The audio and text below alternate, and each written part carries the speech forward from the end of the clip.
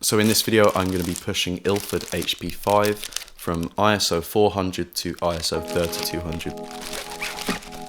So I'd never actually pushed a roll of film before I pushed this roll. I've never really shot film faster than 800, so it's quite weird rating a roll at 3200 on the beach at sunset when I could easily have been shooting 400 or even 200, 160. But I thought I'd push this roll to 3200 purely out of curiosity, just to see what the negative actually looks like when it's being pushed 3 stops. But I'd heard great things about pushing Ilford HP5 and I decided to give it a shot and generally see how this process affects the film.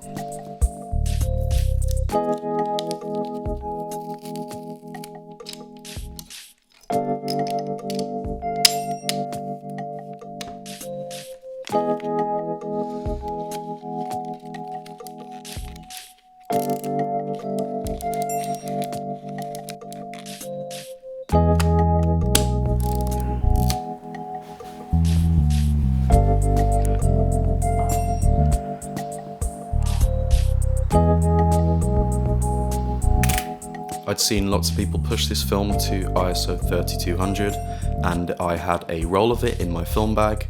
This roll was expired, I think this went out of date in 2002 as well. So I exposed the film as it were ISO 800 film, so I overexposed it by 2 stops, pushed it 3 stops in the development stage, treating it like an ISO 3200 film.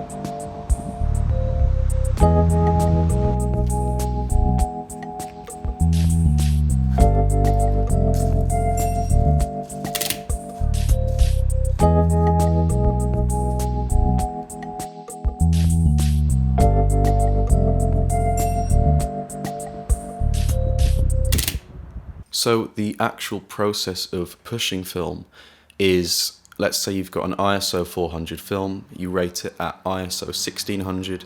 This means you're underexposing the film by 2 stops, and then in the process of development you'd ask the lab to push the film 2 stops, which means they leave the film in the processing chemicals for as long as they would leave an ISO 1600 film in, treating whatever film you're shooting as a different ISO speed film. Generally, pushing black and white film is preferred due to there being no weird colour shifts or anything other than the film being more contrasty and grainy, obviously depending on how much you're pushing it and what the original box speed was. So I've never pushed film before, but I always heard people talk about HP5 as being a great film to push to ISO 1600 or 3200, and I had a roll of it in 120 and I decided I would push it to 3200 ISO to make this video, share my results, talk about what it looks like. I shot the roll through my Pentax 6.7 with the 105mm f2.4 SMC. To meter the film, I used the TTL Prism Meter viewfinder with my Pentax 6.7. The way this prism meters is by taking an average from the highlights and the shadows and the midtones,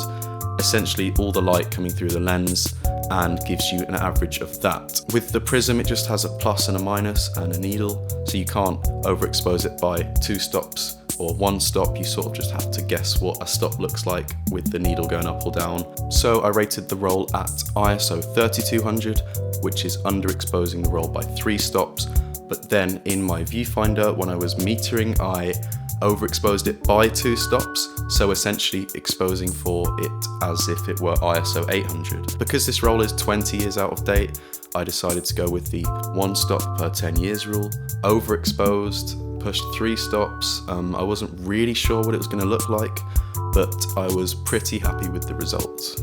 So looking back at the shots, some of the compositions and the actual pictures I was really happy with. I only went out to shoot this roll for this video, but I ended up taking lots of pictures that I really like, that I would maybe use in a series or a project or actually get printed out. I scanned the shots quite flat. The film obviously being pushed, 3 stops came out really contrasty and grainy, but honestly I thought it would look more grainy. They were still pretty grainy, but I thought they looked pretty clean for how out of date and how pushed this film had been. Pretty much for how messed around this roll had been, they came out pretty clean. Comparing this to maybe 35mm being pushed 3 stops, is probably where you'd see the most grain due to the smaller frame size. There were two shots in particular that I actually really loved.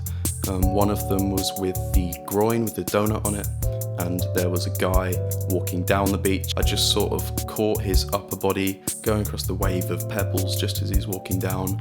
I really liked that one. It came out really sort of minimalist, and there's loads of space, loads of negative space in that shot. The other shot I loved was with all the tied up umbrellas. You can see some tiny little silhouettes to the left. The same donut groin, this was from the other side. All these shots were taken at sunset, so this was golden hour. The light was actually gold. It was a crazy pretty sunset. I was kind of annoyed shooting black and white film. The colors were insane, but still I think golden hour with black and white film still comes out looking really beautiful. The sort of gradients in the sky and the long shadows and how the midtones and highlights come out in golden hour on black and white, I think looks really pretty. So in conclusion, HP5 is a great film to push if you've only got one film stock on you, and let's say you needed to shoot in low light or you needed to push the film for any reason. HP5 handles this process really well. So I was really happy with the pictures, they came out great, and I thought the results were really interesting. Thanks for watching this video. If you enjoyed it, then give it a like. Consider subscribing to this channel, that would really help me out, and drop me a comment below on what videos you'd like to see. Thanks for watching, I'll catch you in the next video. Cheers.